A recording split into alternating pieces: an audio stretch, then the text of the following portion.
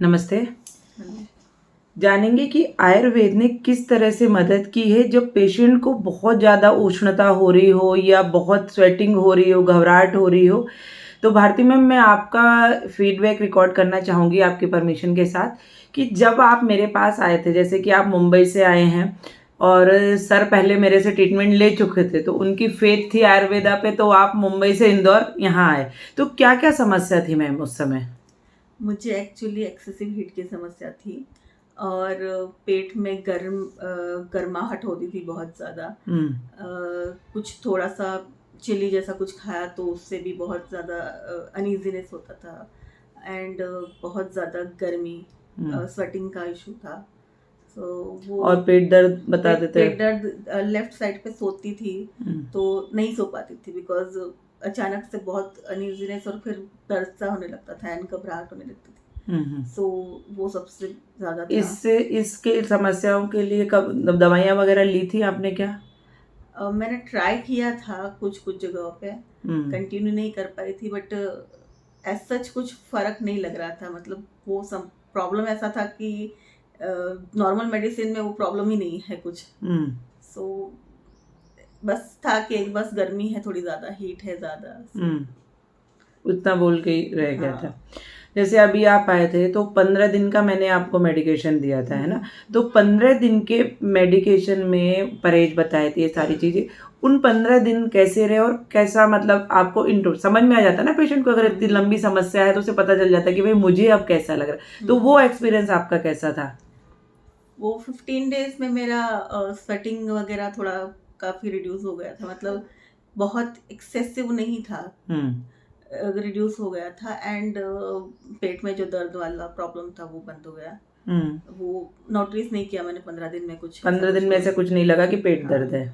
और जैसे मुंबई में तो और ज़्यादा ह्यूमिड बढ़ गया होगा, इंदौर में ही गर्मी इतनी बढ़ गई थी। तो उस बढ़ी हुई गर्मी ने आपको तकलीफ तो नहीं दी? नहीं, नॉर्मल गर्मी जैसे होती सबको, रूटीन जो था रूटीन वैसा ही मुझे लगा। तो 15 दिन मतलब आराम से गुजरे, हाँ, ऐसा बोल सकते हैं हम। ठीक है मैम। अभी जैसे कि आपका वमन किया मैंने, आपने बताया था मुझे पहले माइग्रेन भी था, है ना? माइग्रेन तो आपको है। तो वमन के बाद अभी कैसा लग रहा है? वमन थोड़ा सा टफ है, घी वगैरह लेना, लेकिन आफ्टर वमन क्या फीलिंग है? आफ्टर वमन लग रहा है कि कर सकते हैं। इट इज़ नॉट लाइक बहुत ज़्यादा मैंने जितना इमेजिन किया था कि पता नहीं क्या हो जाएगा, बहुत टफ होगा। हाँ, चक्कर आ जाएंगे, गिर जाऊंगी या फिर पता नहीं ब्लैकआउट हो जाएगा सब। ऐसा कुछ नहीं हुआ क्योंकि वमन अपना आधा घंटा ही हुआ है, 1 घंटा ही हुआ है। तो वमन के बाद अभी अच्छा लग रहा है आपको? कोई तकलीफ नहीं, कोई भी दिक्कत नहीं। तो क्या एक आयुर्वेदा के लिए क्या मैसेज लोगों के लिए आप देना चाहोगे? रिकमेंडेशन क्या है आपका? आयुर्वेदा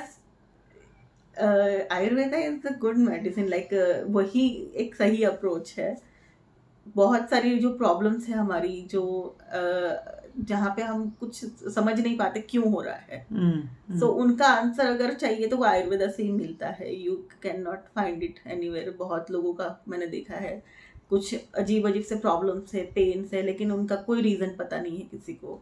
सो आई थिंक आयुर्वेदा में क्योर मिलता है एंड करना चाहिए सबको। Thank you. अच्छा मैम, अब थोड़ा सा हमारे क्लिनिक का फीडबैक आपसे लेना चाहूँगी। क्लिनिक कैसा लगा? क्लिनिक की हाइजीन, क्लिनिक का स्टाफ, क्लिनिक की डॉक्टर, ये सारी चीज़ें कैसी रही आपकी? क्लिनिक बहुत अच्छा है, हाइजीन भी बहुत अच्छा है, स्टाफ का बिहेवियर, स्टाफ का services are very good. I don't have any issues. Doctor का ट्रीटमेंट भी अच्छा ही है, बहुत अच्छा है। That's why we are here. Okay, मतलब ओवरऑल एक्सपीरियंस आपका कैसा रहा हमारे साथ? बहुत अच्छा था। Thank you so much ma'am.